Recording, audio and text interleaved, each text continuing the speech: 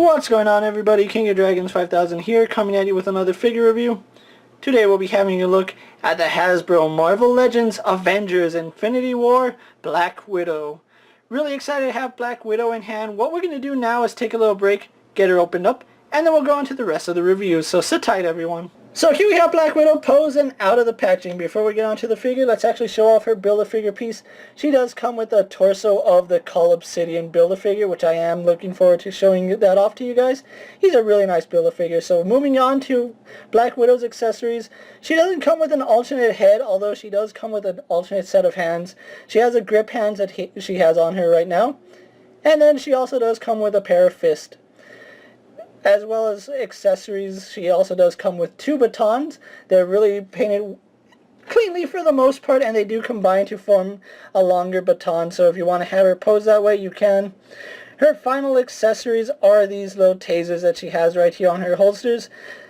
You can see they do fit in the holster really well, and she can hold each taser in one of her grip hands. So she does come with quite a bit. Another accessory that I didn't really show off was her jacket. It is removable, although for right now I'm just going to leave it on, and when we get on to her details I'll remove the vest so you can see the sculpt underneath that. Still a really nice figure, so what we're going to do now is move on to her details. I'll show her with the vest and then once without the vest. And here we have a closer look at the vest for Black Widow, and it's actually a really nice sculpt. I just feel like the only problem I have with it is it's a little too bulky. It wasn't this thick in the movie. It was a little more form-fitting. It still has a lot of neat little details on it. You can see the zippers are nicely painted. It's in this jungle green. You can see there's some texture right here on it. So I really do like that. The straps are nicely painted. One gripe I do have is that you cannot attach her batons to the back of her outfit. It would have been nice if it had little clips that you could just clip it on to right there. But other than that, it's still a really nice sculpt, and I'm really glad that she does have it. And one good thing about it is that it is removable, so let's go ahead and take that off so we can have a better look at the figure. And so here we have a closer look at Black Widow, and I have to say the likeness to Scarlett Johansson is incredible. This is actually a really nice head for a figure that costs $20. I really do love the details in it. It is using the new face print technology, although it's a year old, so I don't think we can really call it new, but the face print actually does bring out the likeness of the figure.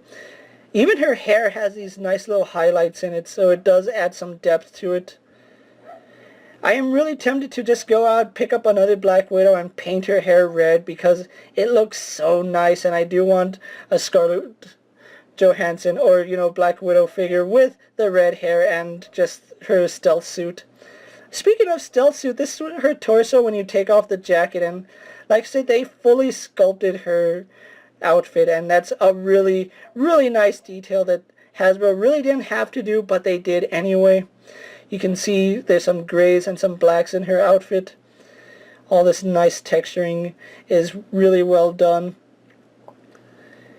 There's a lot of grays that go down even in her stingers, which are done in a gunmetal plastic. Her hands, you can see, have a pistol grip, but she doesn't come with any guns, which is a little bit unfortunate, but it's neither here nor there. The Black Widow insignia is really done nicely, and you can see it does clip on. Something I was a little worried about was her belt. At first I thought Hasbro screwed up because the belt, you can see, isn't even. After going back and looking at promotional images and actual scenes from the movie, her belt is actually kicked off to one side, and I think that's really good that Hasbro was able to incorporate that into this figure. So if you feel like the belt is off at an awkward angle, that isn't the point. It is actually supposed to be like that. You can see the holsters for her tasers are nicely there. They're sculpted wonderfully and cast in the same gunmetal plastic that the belt is. The grays look really nice. She does have glossy boots. Her knee pads are semi-gloss, so there's a nice contrast between the boots, her knee pads, and the suit itself. One issue I do have is that she is wearing wedges. It does make the figure a little hard to stand, but if you do get her standing, it's not that big of a deal. So with that out of the way, let's actually get her posed next to a couple of other figures for a quick comparison, and then we'll move on to her articulation. And for a quick comparison, here we do have Black Widow standing next to Scarlet Witch and Rick Grimes. And then here we have the Infinity War Black Widow posed next to the Winter Soldier Black Widow and the Rider Series Black Widow. And you can see the scale is really nice. Out of all of them, I think these two are my favorite, movie version and comic book version alike. So getting those two off screen so we can move on to Black Widow's articulation. She does have a ball joint in the head. You can see it does pivot side to side, so we do get some attitude there, as well as rotates left and right. Her head is on a hinge, which lets her look up about that far, looks down about that far, and we get a lot of good range there.